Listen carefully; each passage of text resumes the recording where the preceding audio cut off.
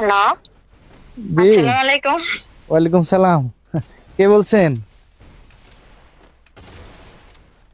আমি আপনার আপনার আপনি যে আপনার মাকে নিয়ে আমায় দেখতে আসছিলেন না, আমি ওই মেয়েটাই। ও আচ্ছা আচ্ছা, নাম্বার কিভাবে পাইছেন? আপনার বোন থেকে নিছি।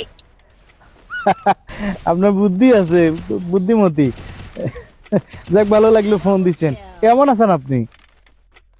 এই তো ভালো, আপনি কেমন আছেন? আছি আছি, আলহামদুলিল্লাহ ভালো আছি। আচ্ছা, আপনাকে একটা প্রশ্ন করতাম। হ্যাঁ হ্যাঁ, 100 বার 100 বার করেন।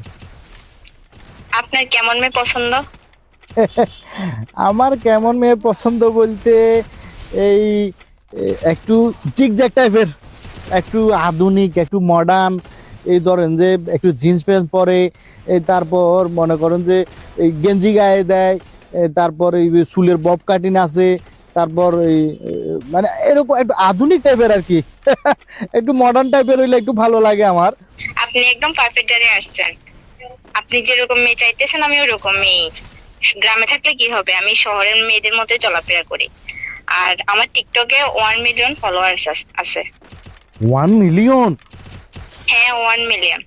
আচ্ছা আচ্ছা। আমি তো জিন্স প্যান্ট পরা ছাড়া কোথাও যাই না। আমি শহরের মেয়ের মতো গেঞ্জি গায়ে দিই। ও আচ্ছা আচ্ছা আচ্ছা। আমি যে লেভেলে স্টাইলিশ মেয়ে, যে আমার চুল লম্বা হইতে দিই না, সবসময় কেটে ছোটই রাখি, বব কাটিং রাখি। ও আচ্ছা আচ্ছা আচ্ছা। তাহলে এবার বলেন, আপনার কি আমাকে পছন্দ হয়েছে?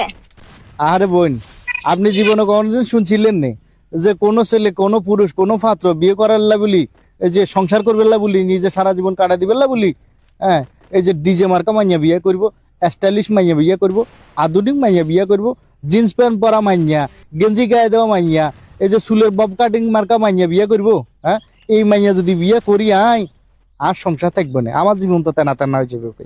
হ্যাঁ, আমার সব টাকা তো ফাল্লারে চলে যাইব। আমি সুন্দর করে কৌশলে যদি না বলতাম, আপনি এই সত্যটা বলতেন না, এটা বাইরে তুই না। ঠিক আছে, আল্লাহ হাফেজ। হ্যাঁ, প্লিজ, আপনার আমার মতো কথা মাইয়ার শোনেন। সাথে আমার যায় না, বুঝছেন না? হ্যালো, আমি আপনার হলো সংসার করতে চাইতাম না, বুঝছেন না? আপনি আমার কথা শোনেন। কথা শুনো লাগবে না, আপনার রাখেন ফোন।